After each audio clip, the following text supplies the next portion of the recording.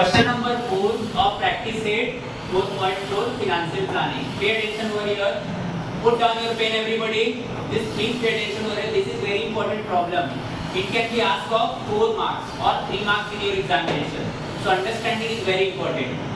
So for solution, what we will do? First we will write all the data which is given in the textbook. Okay. After that, you can see face value of the share 100, market value of share is 50 rupees, total received amount is equal to 4988.20, brokerage rate and GST 0.2% and this is 18%. Okay. So what we will use? Face value is only used for dividend, है ना? Market value used for all the calculations. So first what we will do, we will find the amount of brokerage, that is 0.2% of 50 rupees. So you can see here we have calculated and we got 0.1 rupees. This is the amount of brokerage.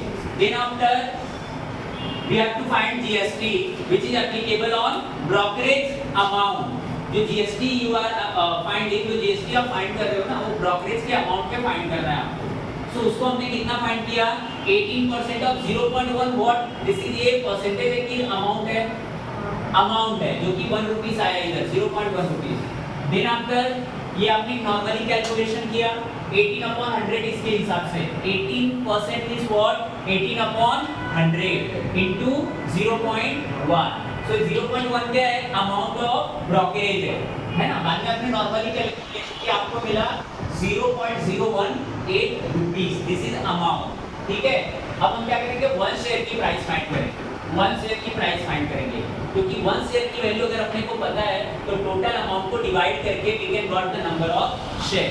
तो इसके लिए क्या किया हम लोगों ने 50 rupees में से माइनस किया. Yes you start tell me why we minus the value, why subtracted the value of brokerage rate and GST. Stand up please. You stand up. Yes.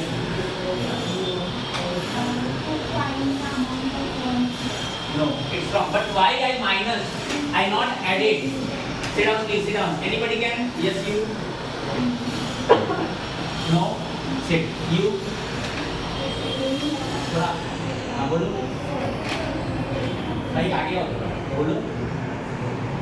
Don't know, sit down. What I have written over here? While selling the share. ये देखो share को जब आप cell करोगे तो minus होता है, purchase करोगे तो प्लस होता है.